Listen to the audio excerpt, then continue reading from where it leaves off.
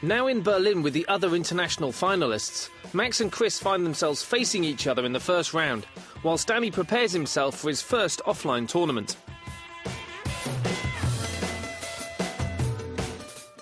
It's the day of the Grand Final and the gamers arrive at the Sony Centre in Berlin, where they glimpse the gaming arena for the first time. Really want to get started now after I know what my group is and just want to get in there and get some points. The competitors are then taken to the Players' Lounge, where they are briefed by the officials on the rules and regulations before the tournament commences. And with just an hour to go before kick-off, the gamers get some last-minute practice, and Chris, who has been suffering with a head cold, takes time out to take some medication. Apparently Chris has got a cold. I'm not sure whether that's a real reason or if it's just an excuse for when he gets knocked out, but I think even with the cold he's going to be a threat. So. But Max also meets an unwelcome hurdle when he discovers that the tournament rules say that all players must play with the World 11, a team made up of the best FIFA 08 players instead of his usual team. I think in some ways it will be good because people won't have prepared with their specific team because no one really expected them to be here, so it will all be down to tactic and who's the better player and their tactics. So I think in some ways it's good. In others perhaps I would have liked to have known before, so I could have had a bit of practice, but who knows, it might be good. Hopefully World 11 will do the job for me. With practice time over, all 32 players are called to the stage to await their introductions.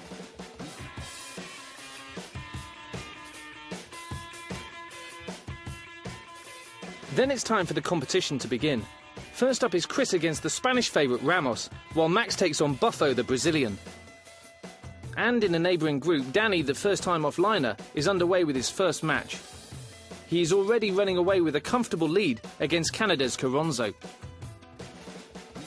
Max gets off to the worst possible start, losing his first match 4-1.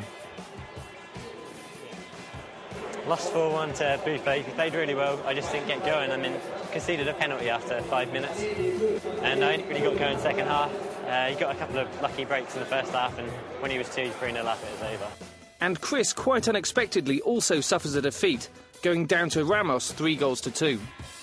I was really unlucky. I scored an own goal in the first few minutes. And, I played well, but I just missed a few. I missed a few easy shots. I'm not too concerned. He's the best I've had in my group. I should have drew, but I was really, really unlucky. So. But underdog Danny fares much better, beating his Canadian opponent by 8-2. The game went good. I was a little nervous at the start, but I got about 3 goals in the first 15 minutes, settled me down, and from then on, everything just seemed to go my way. 8 shots, 8 goals. So, having both lost their opening fixtures, Chris and Max prepare to face each other, both knowing that only a win will keep them in the competition. One of the UK challengers is about to go home. This isn't what we wanted. We both have to win. So the game kicks off, and both players are eager to be the first to score. Max takes the lead in the first half and manages to hold out until half-time. Max then goes on to score another in the second half, and then a third, leaving Chris shocked and with a mountain to climb. Eventually, Chris manages to pull 1 goal back. But Max shows steely determination, resolute not to lose his grip on the game. And in a final triumph, Max smashes in another goal, sending the UK #1 crashing out of the tournament in a 4-1 defeat. I don't know, I just feel a little bit gutted, a little bit unlucky, obviously going out of the tournament, but considering the circumstances, I'm not really too bothered. It was a tournament I couldn't really ever win, being ill and not playing in 2 weeks, so I gave it my best shot, so not too bothered. I feel really bad for Chris because we knew going into that game one of us was going to be out of the tournament. I had to win. A draw wouldn't have been good enough because of such a poor result in the first game. And I'm glad I got the result, but I feel for Chris because I know he didn't get the luck in that game. I scored a couple of really lucky goals. I'm glad I'm through, but like I said, I'm upset for Chris because I think he deserved to go through as well. Meanwhile, Danny is playing the Slovakian champion Pastakak, and once again he proves too strong, winning by 6-1.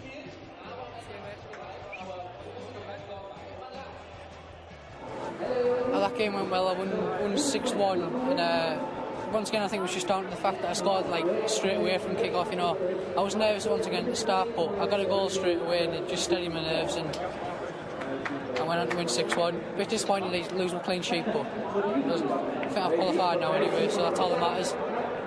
So Chris leaves the competition early, but Danny is definitely through despite having one group game left. And you bothered? Really, I could never win this tournament without practice. Yeah, true. Do you reckon Max will go through now? Huh? Do you reckon Max will go through? I don't know, it depends on last game. How do you do? 8-2 and 6-0. 6-1, yeah. I'm through, I think. But there is still one first-round match remaining, and for Max it's everything to play for. He needs a win against Ramos to progress to the last 16.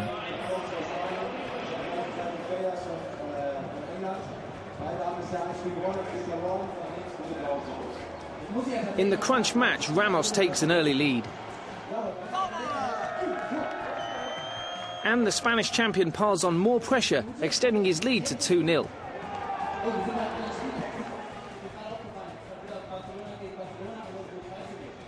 Max gets himself back in the game, scoring a goal to half the deficit.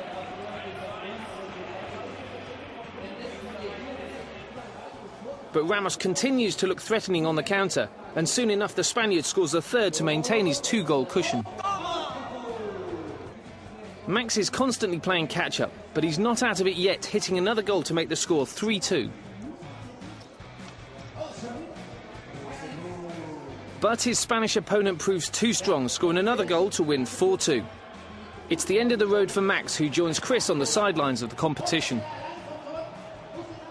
I'm disappointed because I thought it was within my reach, but in the end I failed. You know, I think I beat the best player in the group, and then I ended up, you know, losing when I think I could have done better. But I'm happy. I'm happy with how I did, and I can just enjoy it now. So now Danny is the last remaining hope of a UK winner, and despite having already secured his place in the last 16, he maintains his momentum in the final group game, thumping his opponent 9-0. But how does he feel about being the last remaining UK player?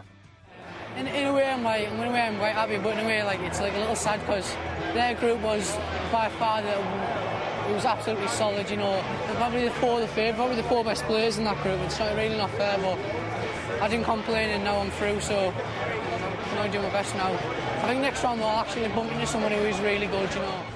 Little did he know his biggest test was just around the corner. His next opponent is the Mexican champion Ruben Morales, a strong favourite for the title.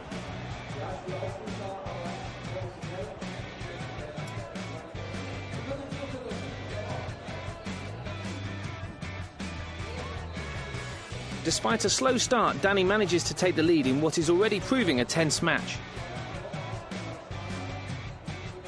Then he scores a second, and for the first time in the tournament, the Mexican is in trouble. But Morales is a tough competitor, pulling back a goal. Things look tough for Danny, but then the unbelievable happens with the UK challenger scoring a third. It proves too much for the Mexican champion, who is left to chase the game. Danny holds out to secure his place in the quarter-finals. Yeah, man. There is a short break before the quarters get underway, during which time the remaining 8 players gather together to find out who they will be facing. I'm so nervous. Yeah, really? Yeah. Relax, man, relax, man. Man, you were the best, really. I thought you would play bad, but you were doing it very well. I think nobody can beat you. The first round of the quarter-finals kick off with Posch from Austria versus Germany's Krivokapic, and Ramos of Spain versus Switzerland's Polat. And it's a runaway victory for Ramos, who demolishes Polat 9-5, and a respectable win for Posch, who beats Krivokapic 5-4. Danny is next to take to the stage, and he's clearly feeling apprehensive before his biggest game to date. Very nervous. Confident, but nervous to go wrong. Same way, bro. So It's a bit shaky. just doing my best, see if I get lucky again. The game kicks off and Danny scores an early goal.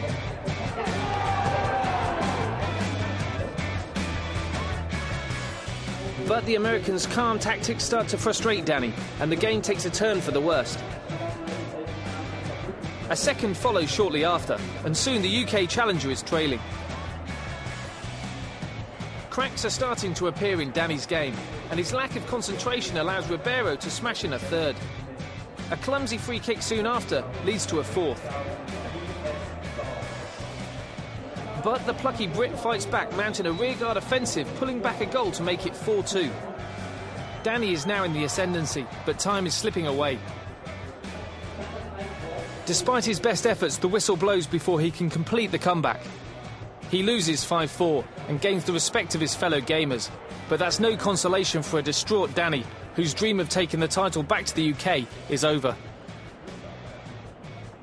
I'm really, really devastated, but to be honest, it's the first ever time I've ever been anything like this. And to make the quarter-finals, when players like Chris Bullard and last year's champions didn't even make it past the first round, you know, I can't really be too disappointed, because I didn't expect to get this far anyway. As his mother meets him by the side of the stage, Danny is inconsolable. Next year, eh?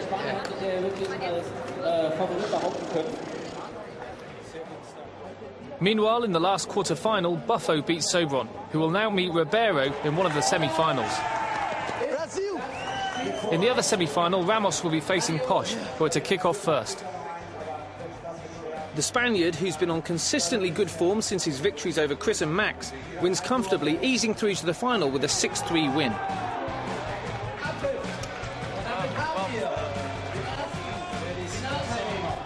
The next semi-final is Buffo versus Ribeiro. The Brazilian is confident and takes an early lead.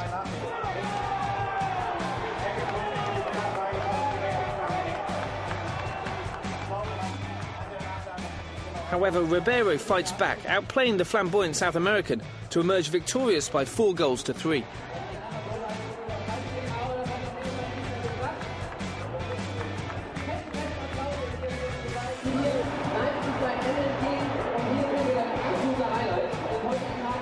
So it's Spain versus the USA in the final, as Ramos takes to the stage to battle Ribeiro.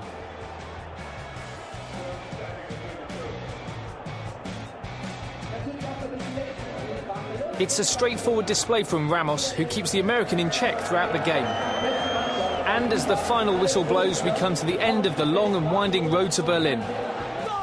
The title is handed to Ramos of Spain, as he takes the grand final with an impressive 3-1 victory.